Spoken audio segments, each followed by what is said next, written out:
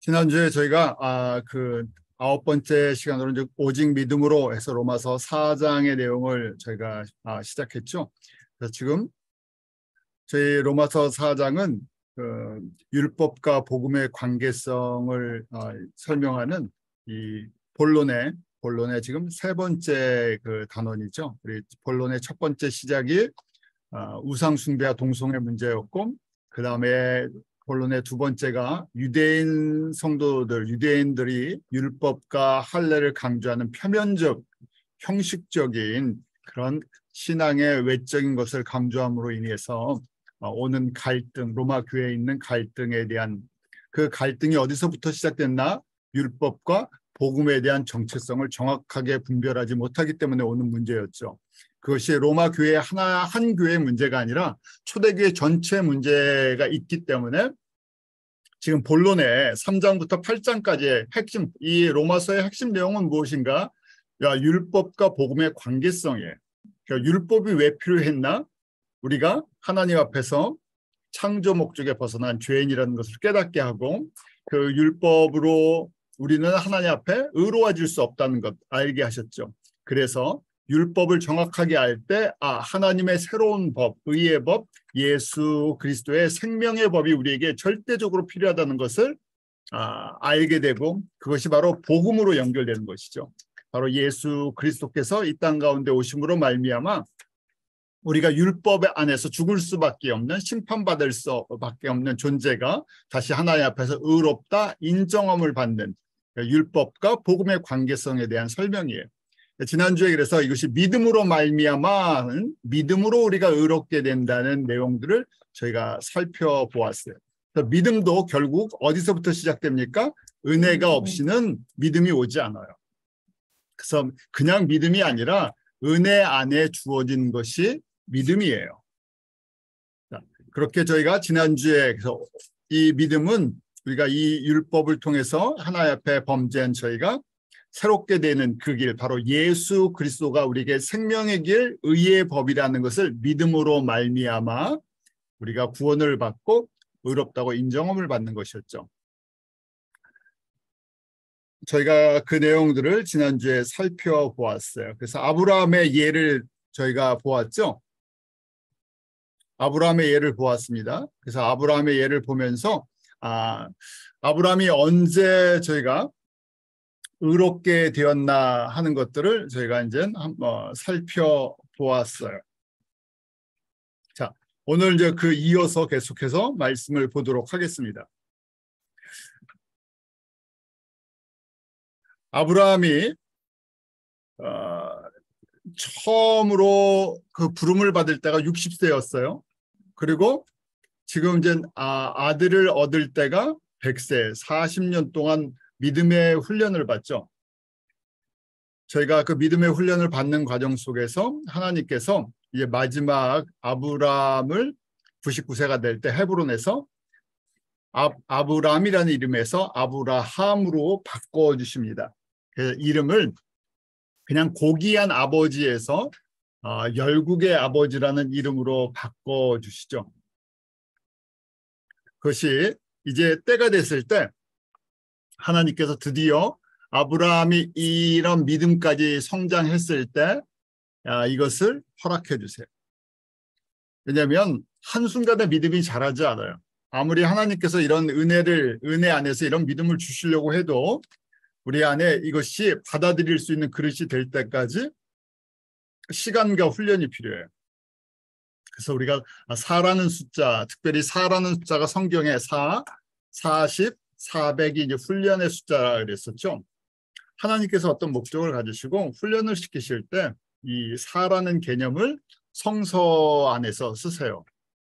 아브라함도 개인적으로 마찬가지예요. 60세 갈대아 우르에서 부름을 받고 40년이라는 시간이 채워졌을 때 이제 드디어 약속의 아들을 주십니다. 이때 비로소 이름을 바꿔주세요. 진작 바꿔주셔도 되잖아요. 갈대아 우르에서 떠날 때 너는 이제 아브라함이다 그러면 좀 비전을 갖고 갈 텐데, 그때는 뭐 이름을 바꿔줘도 그런 비전을 가질 만한 그릇이 되지 않아요.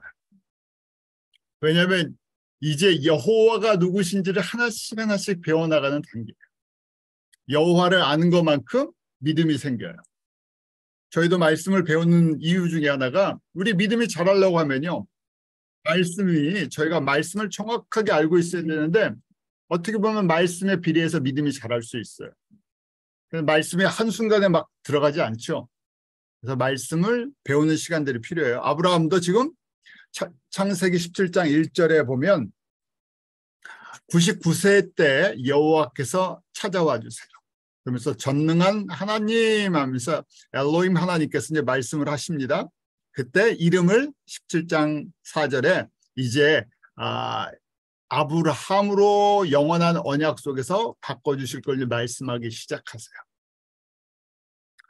그래서 그 언약, 내가 너로 열국의 아버지가 되게 해주겠다, 만국의 아버지가 되게 해주시겠다 이렇게 하시면서 그 증표로 할례를 허락하시죠.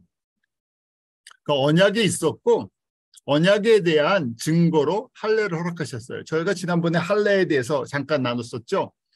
할례를 왜 이스라엘 사람들에게 허락하셨나? 아브라함 자손들에게 너희는 언약을 갖고 있는 백성들이라는 걸 기억하는 기억장치라고 했어요. 그래서 남자의 몸에 매일 볼 수밖에 없는 그 우리 서컴시전이라는 그 가장 기본적인, 그래서 화장실 갈 때마다 남자들 화장실 갈 때마다 나는 어떤 존재라고요?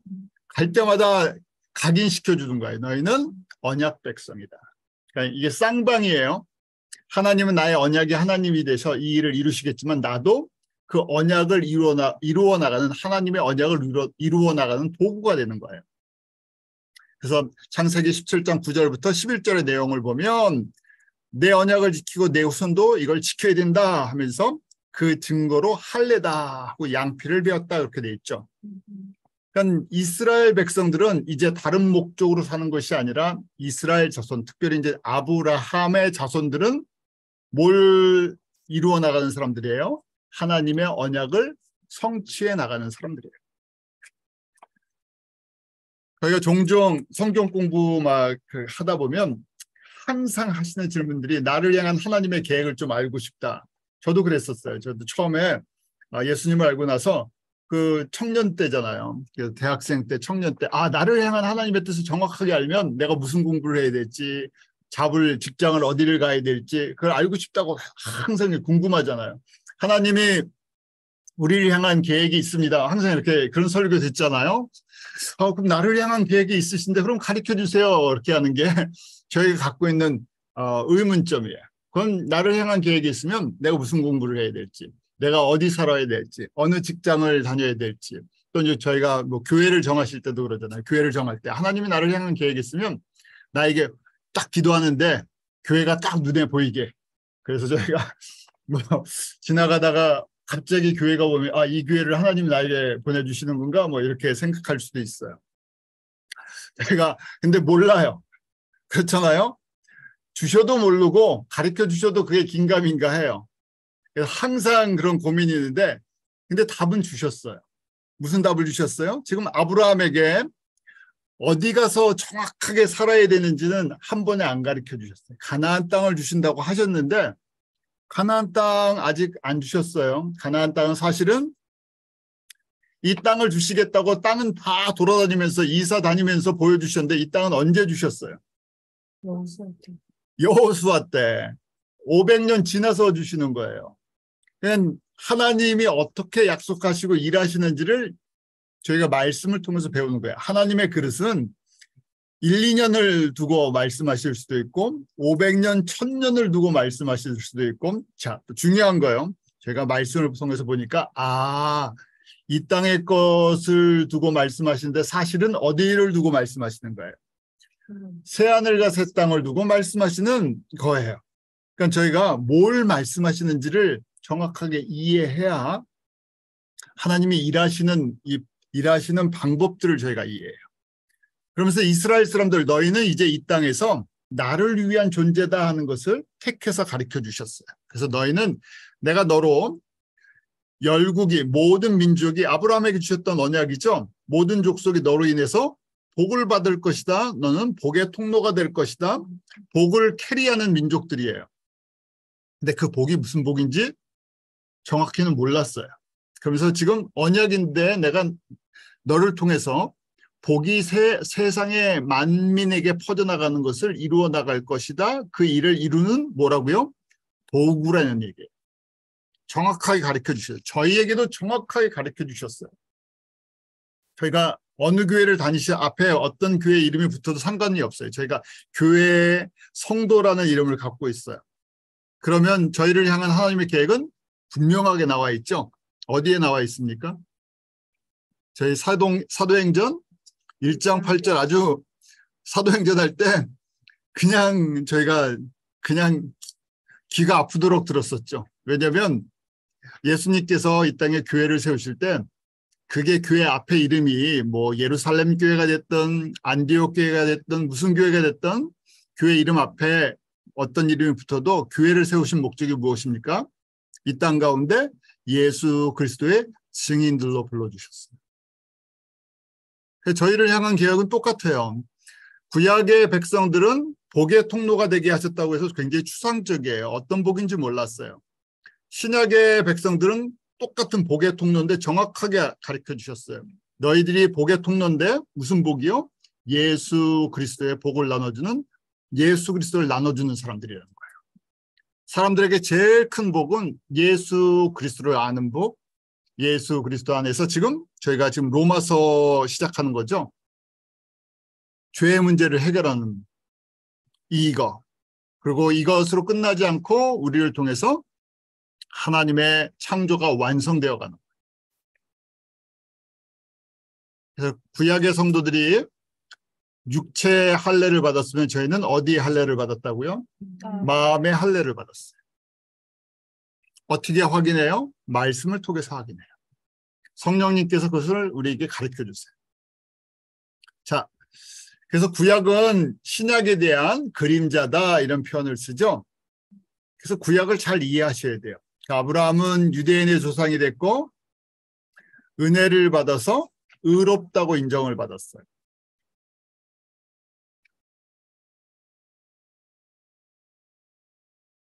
하나님의 자녀가 되려면 은혜가 있어야 되는 거예요. 은혜가 먼저 있어요. 하나님의 택하심이 있고 그 택하심 속에 은혜를 베풀어 주셔서 그걸 믿음으로 받아들여요. 로마서 10장 10절에도 사람이 마음으로 믿어 입에 이르고 의에 이르고 입으로 신하여 구원에 이른다고 말씀되어 있죠. 그래서 처음 의롭다고 인정한 아브라함을 통해서 저희가 어떻게 의로워지는지를 배웠어요. 사라도 마찬가지예요. 원래 이름은 사레죠. 사레는 공주라는 거예요. 프린세스. 공주가 열국의 어머니가 됩니다. 그래서 하나님께서 사라, 다른 여자가 아니라 바로 아브라함과 사라를 통해서 이제 하나님의 구원 계획을 이루어 나가실 거예요. 구체적으로 해서 그 아브라함과 사라를 통해서 이삭이라는 아들을 주셔서 이삭이 믿음의 조상 안에 들어가죠. 창세기 17장이 그 설명을 해주세요. 이제 때가 됐으니까 사레라고 하지 말고 사라라 하라 하면서 16절에 왜 이름을 바꿔주시는지 설명해줘요. 이제 비전을 주시는 거예요. 구체적인 비전을. 40년 훈련이 끝나갈 때쯤 훈련 참 많이 받았죠. 40년 훈련이 끝나갈 때쯤 이제 그릇이 됐으니까 아들을 받을 그릇, 그 다음에 여호와 하나님이 행하시는 일이 무엇인지를 그래도 희미하게나마 이해를 할 때가 됐으니까 이제 주세요. 그래서 아들을 낳게 해줄 텐데 열국의 너가 바로 열국의 어머니가 될 것이다. 그렇게 설명을 해줘요.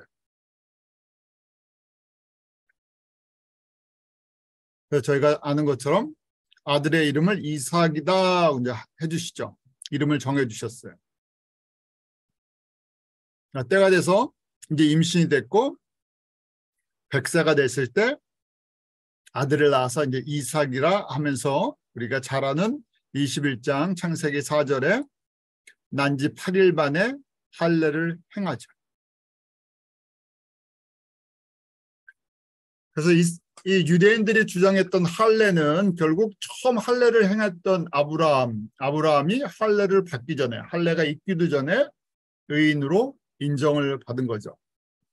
이 이야기는 저희도 이방인들도 믿음으로 말미암아 의롭다고 인정을 받을 것을 미리 그림자로 가르쳐 주신 거예요. 그래서 저희가 신앙생활을 하다 보면 저희가 이제 익숙해져서 그런 질문 잘 이해하는데, 그런 분들도 계시죠. 세례 받아야 뭐 구원받은 겁니까? 뭐 세례랑 구원이랑 혼돈하시는 분들 계세요. 세례를 안 받아갖고 뭐 그러시는데, 세례도 똑같은 거죠. 이스라엘 사람들이 물 세례 받기 전에 이미 유월절 어린 양을 통해서 그 피로 구원을 받았죠. 그래서 세례는 구원받은 백성에 대한 선포식이다, 이렇게 얘기할 수 있어요. 그래서 사실은 세례를 받든 안 받든 구원이랑 아무 상관이 없죠.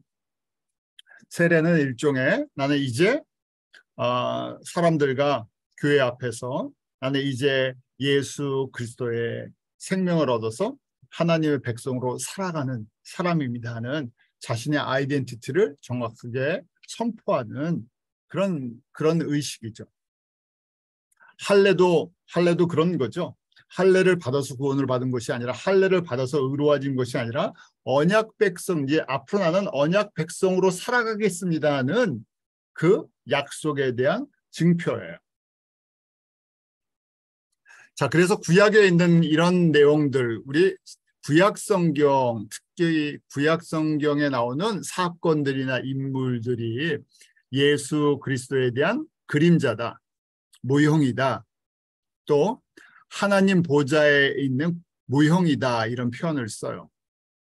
히브리서 전체가 그런 내용이에요. 히브리서는 유대인들, 구약의 율법이나 전통을 잘 알고 있는 유대인들에게 그 구약의 전통과 율법과 규례들이 무엇을 상징해 주는지를 설명해 주는 거예요. 그래서 구약에 있는 것이 하늘에 있는 거에 모형, 카피 아니면 그림자, 섀도우라고 설명을 하죠. 히브리서 8장 5절이에요. 저희가 섬기는 것은 하늘에 있는 것의 모형과 그림자라. 구약 성도들에게 가장 중요했던 것이 이제 성막, 그 다음에 성전으로 바뀌었죠.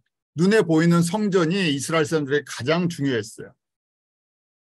그래서 예수님이 오셨을 때 사람들이 항상 어떤 이슈가 있었어요. 그 예수님이랑 이 갈등이 있을 때 이스라엘 사람들은 항상 성전을 위대하게 봤어요. 구약의 여호와의 이름으로 오신 예수님보다, 예수님이 오셔서 많은 표적과 기적을 보여주시고 하나님의 아들이신 걸 증거해 주셔도 그들이 그동안 이 솔로몬 때부터 섬겨왔던, 1000년 동안 섬겨왔던 이 성전의 그림자를 벗어나지 못하죠. 그림자가 더 소중했어요. 지금 설명을 해주는 겁니다. 그래서 모세가 장막을 지으려 할 때 지시하심을 얻음과 같으니 가라사대 산과 모든 것을 산에서 내게 보이던 본을 쫓아 지으라. 모세가 본 것이 무엇이었나? 하늘에 있는 것의 모형이라는 거예요. 하나님 보좌를 보았어요.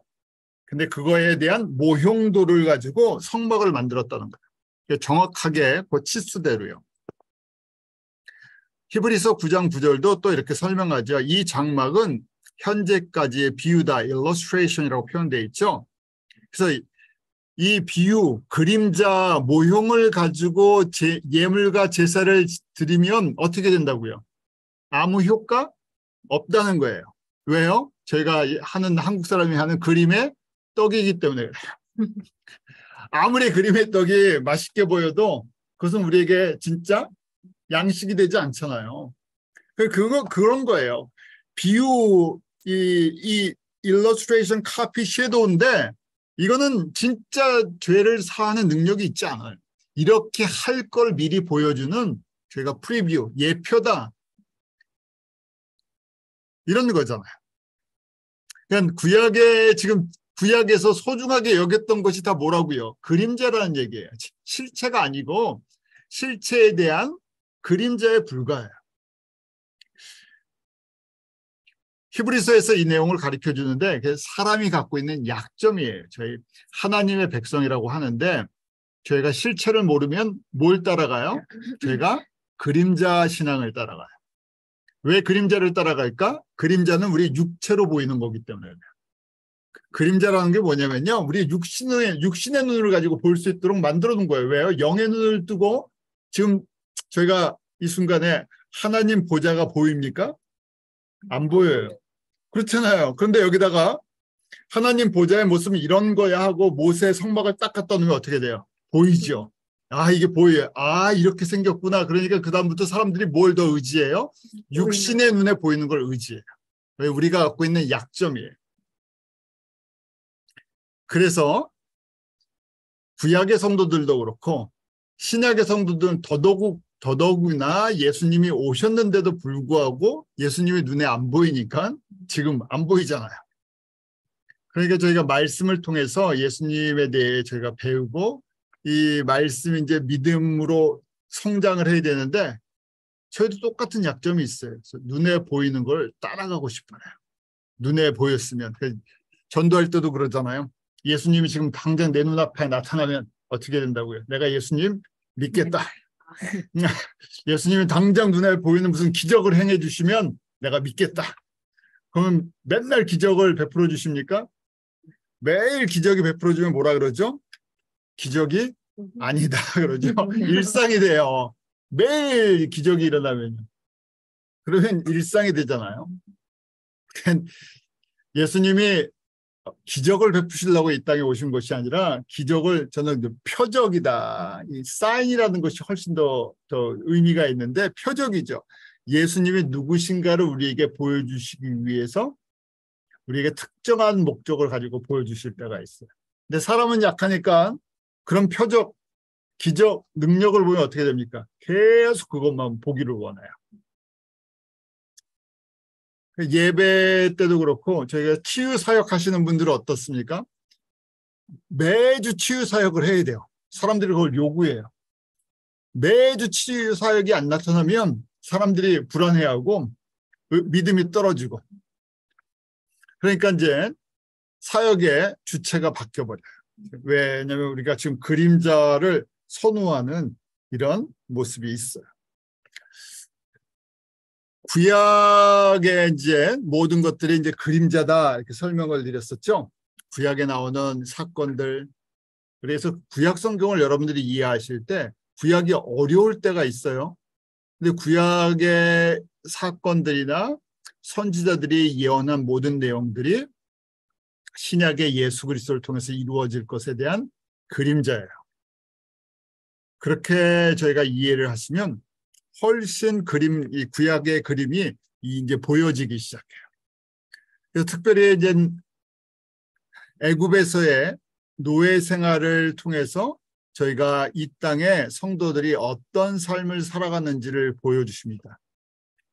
실제적인 나라 안에서 이스라엘 사람들이 애굽에 종살이하는 걸 보여주셨어요. 창세기 15장 13절에 보면 아브라함에게 미리 말씀하셨죠. 너희 자손이 이방에서 대기되어 그들을 섬기겠고 400년 동안 내 자손을 괴롭히리니 하면서 나중에 4대가 지나서 이제 나올 것이다 하고 이제 말씀해 주셨어요. 모세를 통해서 출애굽할 것을 아브라함 때 예언해 주십니다. 그러나 500년 후의 일이에요. 왜 이걸 보여주셨나? 애굽은 그 당시로 이제 설명을 하면 사단이 지배하는 이 세상을 보여주는 거예요. 그러니까 우리가 살고 있는 거에 축소판이 애굽이었어요. 우리가 살고 있는 이 땅은 누가 지배하는 세상이라고요? 사탄이. 사단의 다른 이름들이 있죠. 이 세상 왕이다. 이 세상 임금이다 하는 이름을 주셨어요. 그래서 애굽이라는 그 당시로 얘기하면 가장 큰 나라에서 그걸 한번 실습을 하게 하세요. 그래서 애굽 왕 바로는 사단을 상징해요.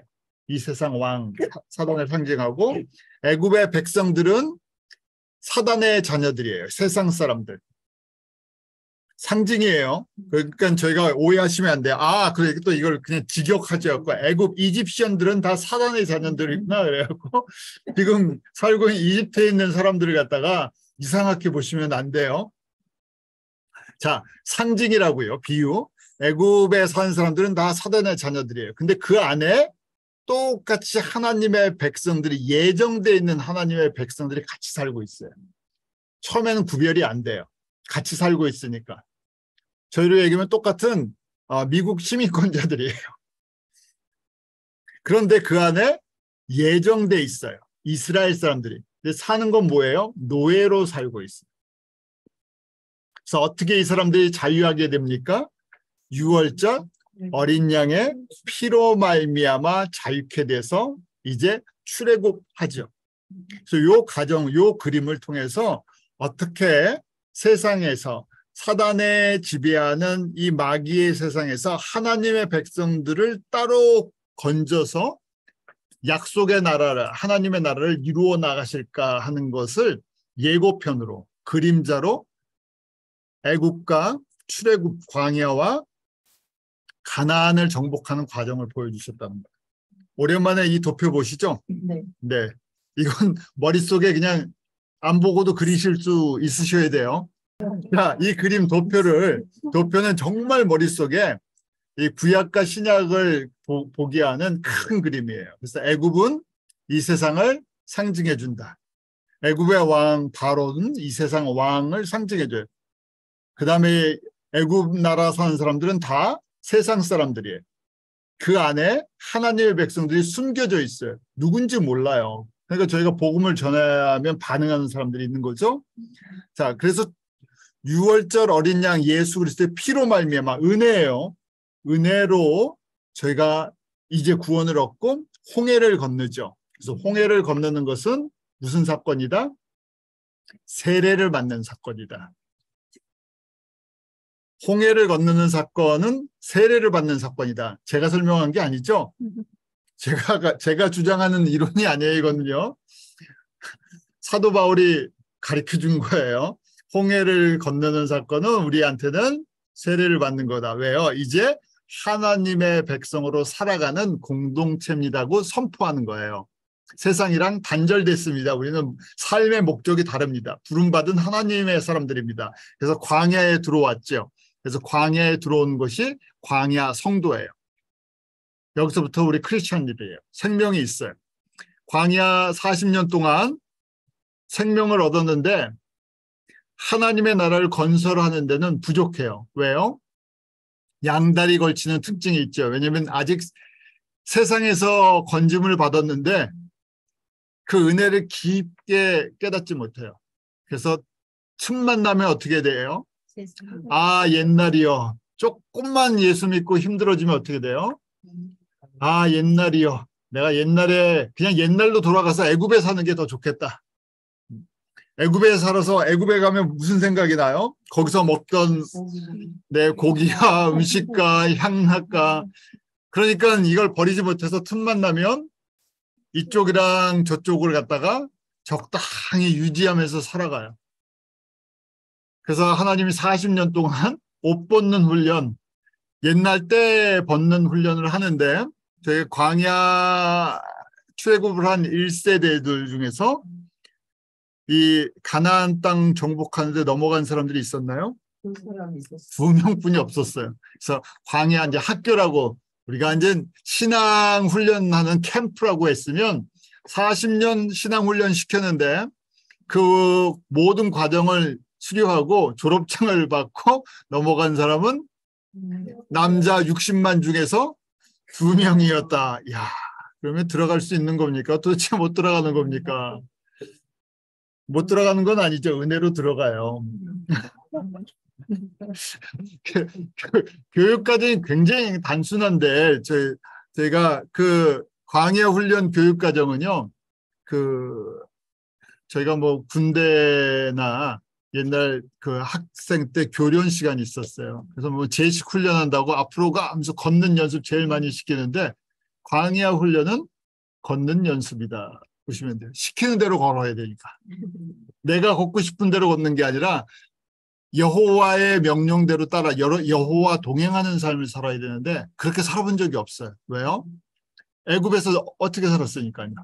내가 왕같이 내가 내 마음대로 살았는데 갑자기 말씀대로 살라 그러는 거예요. 그러니까 이게 안 되죠. 이게 그것만 순종하면 돼. 그게 이렇게 순종하기 힘든가 봐요.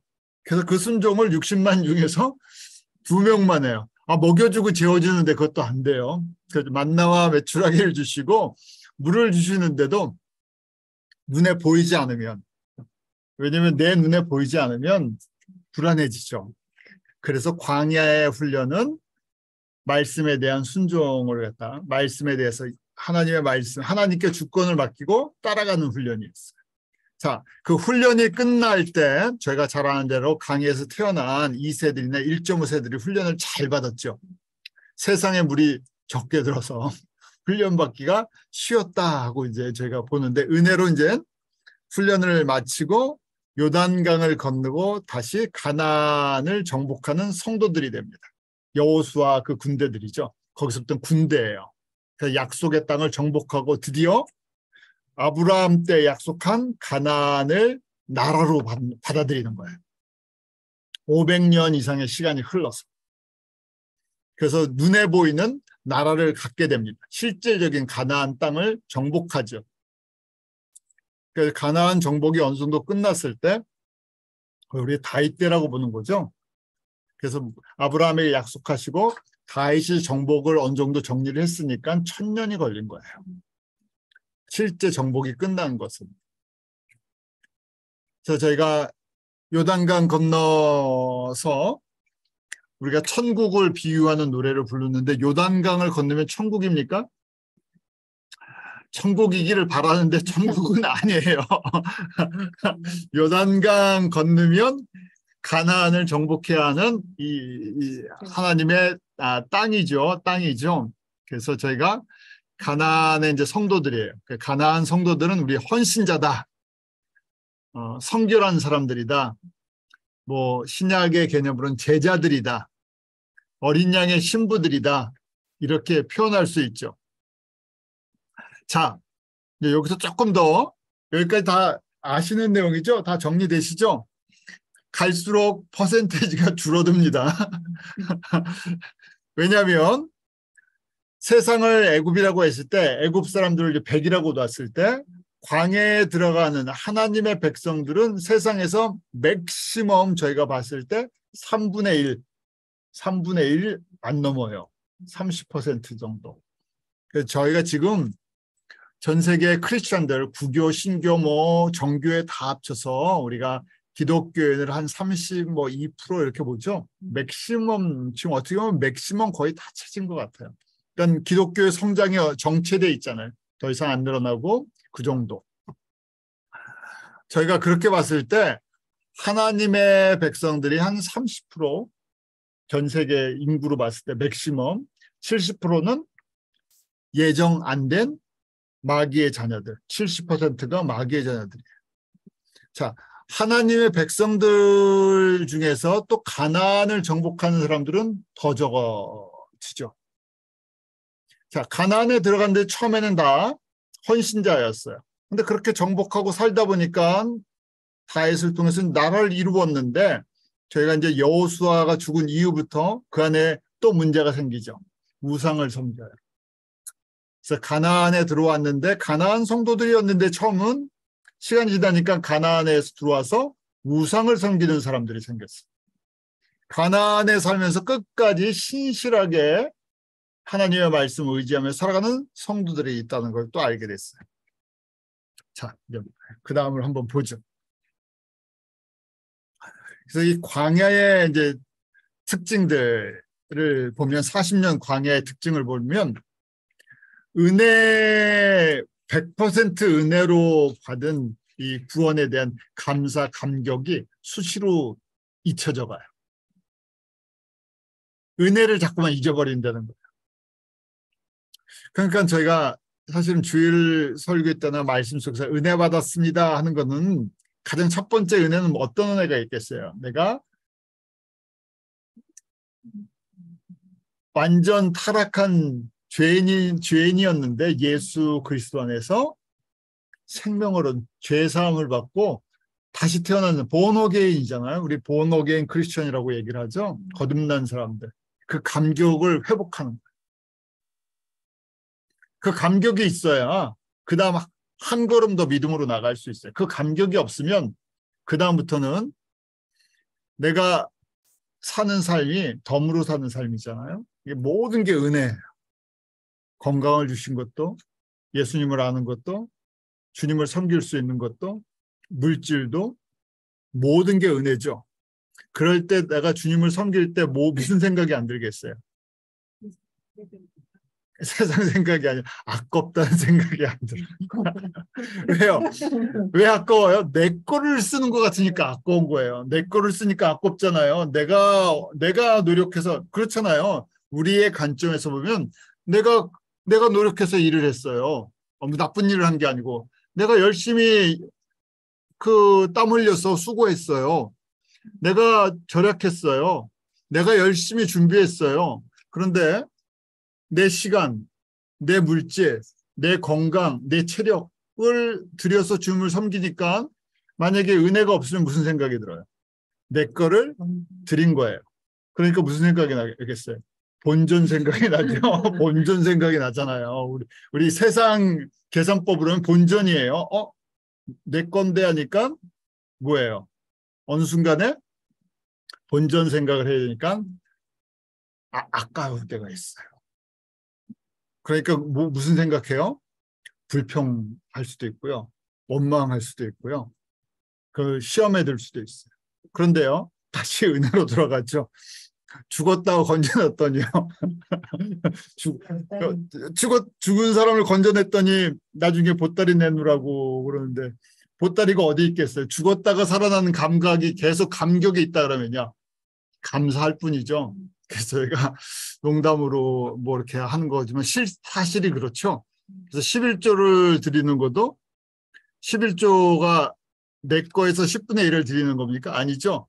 예수님께서 무려 10분의 9를 나에게 주시고 10분의 1만 소유권이 누구에게 있는지를 기억하라고 저에게 요구하시는 거예요. 만약에 예수님께서 10분의 4를 나에게 드려야 된다 그래도 할 말이 없잖아요. 그래서 은혜는 내가 누구였던 어떤 존재였다가 어떻게 의롭다고 인정을 받았는지를 깨닫는 게 은혜죠. 민수기 14장 22절에 나의 영광과 애국과 광야에서 행한 나의 이적을 보고도 이같이 10번이나 나를 시험하고 내 목소리를 청종치 아니한 그 사람들이라고 돼 있죠. 광야에서 얼마나 말을 안 들었어요.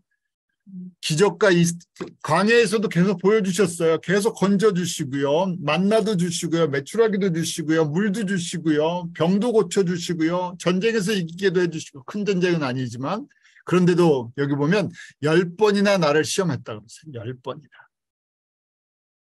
만약에 예수님이 저희 같은 사람이라면 10번을 나를 배반하고 건져놨더니요. 계속 딴소리를 해요. 그럼 어떻게 하겠어요?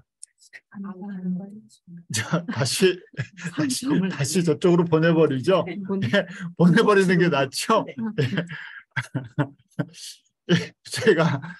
저희가 참 사람들이 좋은 말 많이 만들어냈어요. 사람은 고쳐서 쓰는 게 아니다. 뭐 그런 말 좀 만들어냈죠. 고쳐지지 않는다는 얘기예요. 광야에서 보니까. 그럼 저희는 어떻게 합니까? 이 정도면요. 광야에서 어디로 다시 보내야 돼요? 애국. 너희들이 좋다는 애국 가서 살아라. 그래야 되겠죠. 근데 오래 참으시고 훈련을 또 하세요. 그걸 아신다는 얘기예요. 저희가 지금 몇 년째 훈련을 받고 있어요? 인간의 역사를 보면 6,000년에 지금 훈련을 받고 있고 내 개인으로 받으면 각자 예수님 믿고 훈련을 받고 계시죠. 자, 그래서 그 다음에 그 중에 순종하는 사람들을 가나안 정복의 일꾼으로 군대로 뽑으셔요. 이것도 은혜라는 얘기예요. 내가 정말 잘나서 그러니까 가나안을 정복하는 헌신자를 뽑으실 때 저희가 이제 만약에 레주메를 이력서를 낸다 그러면 우리의 배경을 보세요? 안 보세요. 우리 업적을 보세요? 아니요. 그 사람의 능력을 보세요? 아니요. 이런 게 아니라는 얘기예요. 이것도 은혜로 택하신 거예요. 은혜로 그 그릇을 주세요. 그 구원받은 율법을 알면요. 구원받은 은혜 자체도 어마어마한 거예요. 그렇잖아요. 그런데 여기다가 가나안을 정복하고 하나님의 나라를 세워나가는 직접적으로 일선에서 뛸 수 있는 기회를 주신다는 것은 더블 블레싱이에요. 여기까지 받는다 그러면. 약속의 땅을 정복하는 걸 우리가 신약적인 개념으로 전도하고 선교하는 거다, 이렇게 쉽게 설명할 수 있어요. 전도 선교다 그래서 뭐 길거리 나가서 그냥 예수 믿으세요 전도하는 거랑 뭐 교회에 세워서 건물 짓고 이런 거 전도 선교, 이렇게 너무 단순해하지 마세요. 예수 그리스도가 누구신가를 저희가 나누는 삶이에요. 그럼에도 불구하고 조금 전에 이스라엘 지도자들 중에서 하나님과 우상을 섬기는 사람들이 또 나와요. 시간 지나니까 또 영향을 받아요. 남유다와 북이스라엘의 역사를 여러분들이 기억하시죠? 양쪽에 20명의 왕들이 있었어요. 북이스라엘, 우리 북쪽에 있는 교회라고 생각하세요. 북쪽에 있는 교회의 지도자들 20명은 전부 다 우상을 섬겼어요. 한 명도 빠지지 않고. 그 북쪽에 있는 교회에, 저희가 이제 교회라고 얘기하면 교회 지도자들이 꿈꾸는 세상이 있었어요. 그들이 갖고 있는 비전, 하나님의 백성인데 어떤 비전이에요? 옆에 있는 나라들처럼 나도 잘 먹고 잘 사는 나라 만들고 싶다. 무슨 비전이에요? 하나님이 갖고 계시는 비전을 갖고 있지 않고 세상 사람들이랑 똑같은 걸 보고 그게 좋아 보이는 거예요. 왜 그런가 하면 저희가 예수님을 믿고도 직분에 상관없이 많은 성도들이 예수님을 믿고 그리는 삶이 세상에서 좋아 보이는 삶을 그리는 것이 너무너무 자연스러운 것인데 그것이 바로 우상숭배라는 것이죠. 하나님의 나라가 정확하게 안 보여서요. 왜 하나님의 나라가 안 보일까? 영적인 세계니까. 저희는 어떤 거를 보기를 좋아해요? 눈에 보이는 육신의 나라를 보기 좋아해요. 그러니까 그래요. 잘 보이는 옆에 것과 비교하고 싶죠. 남유다 중에서 6명이 우상을 파괴했어요. 일부. 20명 중에서 6명이. 그 사람들이 3대 아사, 4대 여호사밧, 8대 요아스, 9대 아마샤, 10대 우시야, 11대 요담. 이 사람들이 선한 왕들은 아니에요. 완전히. 근데 우상을 갖다가 타파하는 일에 어느 정도 관여를 해요. 그리고 그 20명, 남쪽의 왕 20명 중에 2명은 완전히 우상을 배격하죠. 그 13대 히스기야, 16대 요시야. 사람들이 보기에는 이스라엘이란 나라를 주셨을 때 어떤 나라를 만들고 싶어요? 강대한 나라를 만들고 싶죠. 주변의 나라가 침략하지 못하는 것. 그 다음에 저희가 부국 강병이라고 얘기하죠. 강한 나라, 부한 나라 만들고 싶어요. 히스기야, 요시야가 그런 관점에서 하나님이 선하다고 이야기하지 않죠. 요시야도 잘 아시는 것처럼 전쟁 속에서 죽었어요. 그렇게 세상적인 관점으로 그렇게 성공한 왕은 아니에요. 히스기야도 뭐 이렇게 완전히 성공한 왕은 아니죠. 주변 나라 때문에 늘 기도하고 신경 쓰이고 그 힘이 그렇게 강하지 않았었어요. 그런데 두 왕이 하나님 보시기에 선한 왕이에요. 왜요? 우상을 배격했어요. 왜냐하면 이 나라는, 이스라엘이라는 나라는 어떤 나라인가? 지금 예수 그리스도를 준비하는 나라예요. 이 땅 가운데 하나님의 백성, 하나님의 나라를 상징적으로 만드는 거예요. 세상이랑 가치관과 세계관이 다른 나라. 그래서 진짜 왕은 히스기야도 요시야도 아니고 누가 왕이세요? 여호와가 왕이신 것이에요. 자, 이게 그림자라는 얘기예요. 이걸 그대로 저희가 교회로 갖고 들어옵니다. 교회는 예수님이 우리의 머리 되세요. 우리의 왕이세요. 우리는 이 땅에서 세상 사람들처럼 살아가는 사람들이 아니라 목적이 있어서 부름을 받은 사람들이에요. 그 목적은 무엇인가? 언약의 표징으로 할례를 받는 것처럼 너희들은 복을 나눠주는 사람들이다. 우리는 예수 그리스도의 생명을 나눠주는 사람들이다. 그런 의미에 보면 저희는 그렇게 보는 거죠. 직업을 갖고 세상에 나가서 활동을 하시는 직업 사역자랑 저같이 직업 자체가 목사라는 그냥 풀타임 사역자 이렇게 구별할 수 있어요. 그래서 저희가 선교지도 내가 일하는 직장도 선교지가 될 수 있고 직장 선교라고 얘기하는 거죠. 선교지가 될 수 있고 그다음에 해외에서 사역하시는 그분들이 또 사역지가 거기가 될 수 있어요. 지리적인 개념도 예루살렘에서부터 온 세상이에요. 왜냐하면 우린 같은 목적으로 움직이기 때문에 교회가 다른 목적으로 지음을 받지 않았어요. 그래서 저희 똑같은 거죠.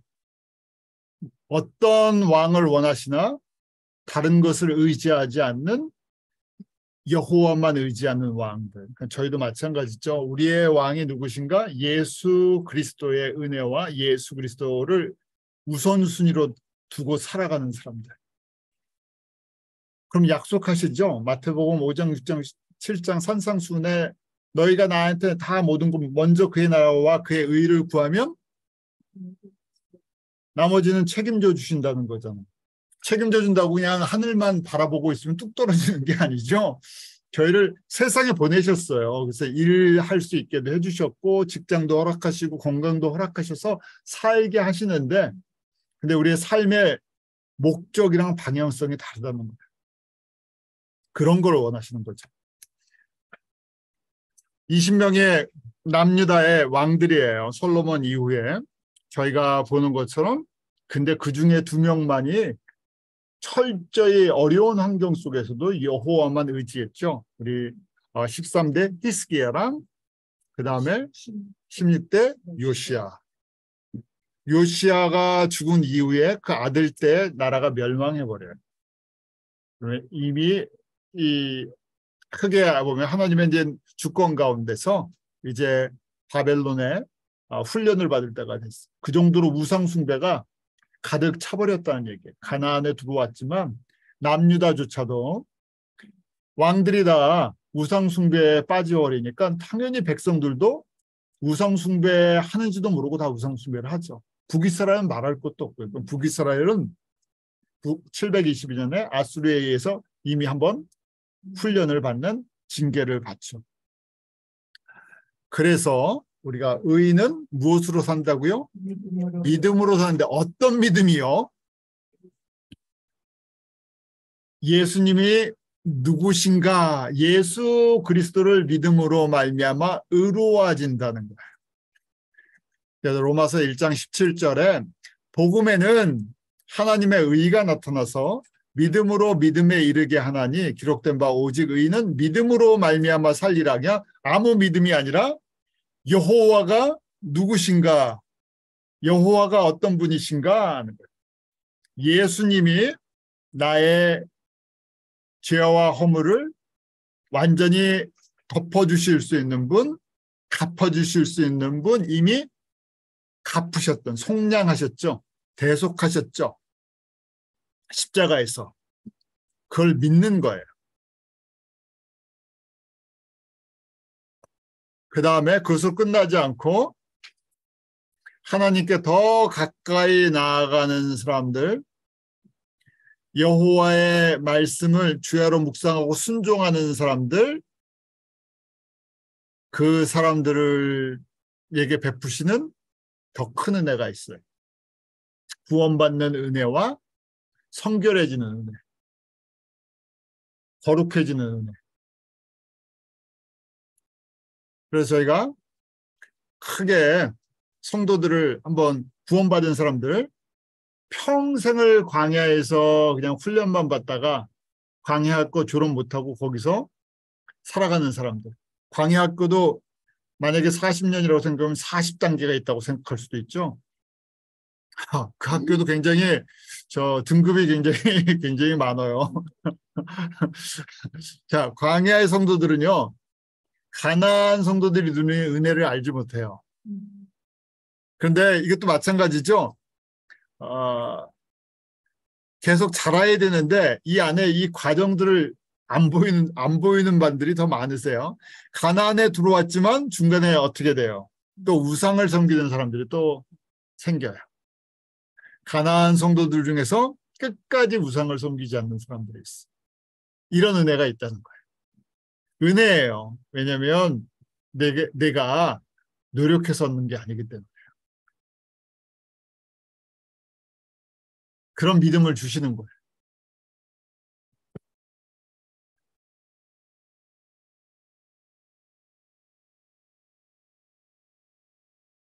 저희가 이 내용, 이 그림, 어떻게 하나님의 성도들이 믿음 안에서 이렇게 이런 모습들이 있고 이 안에 성장을 해요. 처음부터 저희가 이 도표 기억하시죠? 처음부터 애굽에서 가나안으로 그냥 건너뜁니까? 아무도 건너뛰는 사람 없어요. 광야 학교를 이 학교에 등록 안 하고 그냥 바로 가나안을 정복하는 사람 아무도 없어요. 이 과정은 다 거치는 거예요. 그런데 통계적으로 저희가 구약의 내용을 봐도 그렇고 신학교를 봐도 그렇고 대부분의 사람들이 어디서 다 크리스천의 삶을 맞춰요? 광야에서 맞춰요. 그러니까 광야에 있을 때는요, 그게 다 똑같은 신앙생활처럼 보이는 거예요. 어디까지 안 가면요. 가나안까지 안 가보면요. 왜? 대부분이 다 광야에 있으니까요. 광야에 있으니까 어떻게 보면 주변에 가나안을 섬기는 사람들을 한두 명으로 같이 교제할 수 있으면 그게 은혜죠.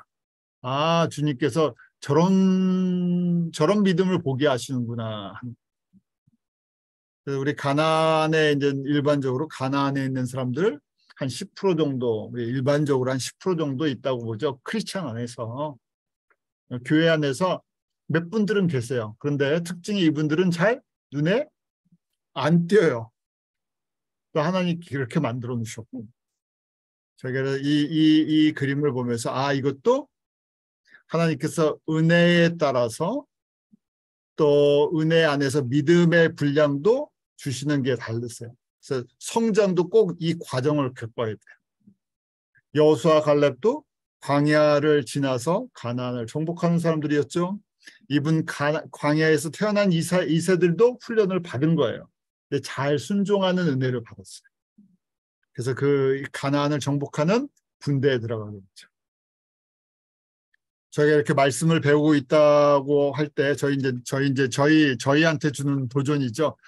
이 그림을 보았으니까 저희는 최소한 무슨 가능성이 있어요? 가나안이 있다는 것을 저희가 보고 소망을 갖게 되는 겁니다. 주변에 그렇게 뛰시는 분들을 보면서 저렇게 헌신하는 거구나. 저렇게 주님을 섬기는구나. 주님께 저렇게 함께 하시는구나. 그래서 저희가 서로 격려해 주는 거죠. 왜요? 눈으로만 보는 게 아니라 말씀 속에서 정말 그렇습니까? 하는 것을 우리가 말씀 속에서 확인하는 과정이에요. 또 저희가 오늘까지 말씀 또 여러분들이 로마서를 읽으시면서 또 묵상을 통해서 이것이 영의 양식이 되는 은혜가 있기를 원합니다. 기도하겠습니다. 하나님 참 감사합니다. 저희들 이 밤에 이 말씀, 이 은혜와 믿음에 대한 말씀을 저희가 대할 때마다 우리가 무엇이간데 예수님께서 창세전에 우리를 예정하셔서 때가 됐을 때 예수 그리스도의 이름을 듣게 하시고 그 이름에 저희가 반응하게 하시고 예수 그리스도를 믿을 수 있는 은혜를 베풀어 주심을 감사합니다. 우리 가운데 있는 헛된 교만들을 버리게 하시고 예수 그리스도의 이름을 부를 때마다 측량할 수 없는 하나님의 사랑과 그 긍휼하심과 은혜가 저희 가운데 매일매일 채워지게 하여 주시옵소서. 우리 심령 안에 넘쳐나는 주님의 그 은혜와 사랑으로 말미암아 우리에게 섬기라고 맡겨주신 귀한 영혼들, 교회들, 사랑하는 사역자들, 주님의 귀한 믿음의 형제자매들 어느 곳에 있든지 저희들에게 믿음의 눈을 뜨고 그들을 섬김으로 말미암아 함께 하나님의 나라를 이루어 나가게 하시고 다시 오실 예수 그리스도를 바라보게 하여 주시옵소서. 감사하며 예수님의 이름으로 기도하옵나이다. 아멘.